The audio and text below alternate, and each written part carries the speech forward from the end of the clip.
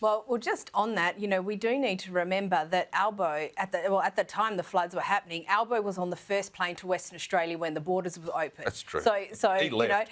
so Morrison gets criticised for not being there, but in fact, Albo buggered off to the West Coast to do some campaigning while, most of the East Coast was underwater. Yeah. Look, I think it's actually a double-edged sword for Albanese. Yes, it gives him a little bit of a breather, and yes, it gives the opportunity for other people to come out and speak on the campaign. Like Stephen said, you scratch the surface, there's not a whole lot there. So I think Jim Chalmers and Jason Clare are probably the best of that bunch.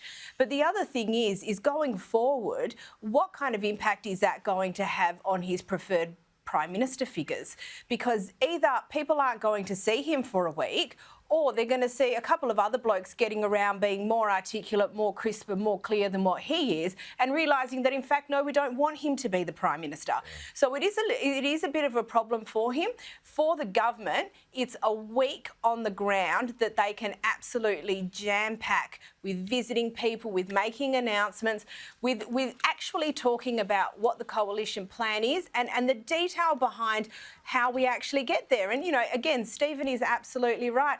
Albanese's talked a lot about policies, and particularly nurses. They love nurses, except they don't know where they're going to get them from.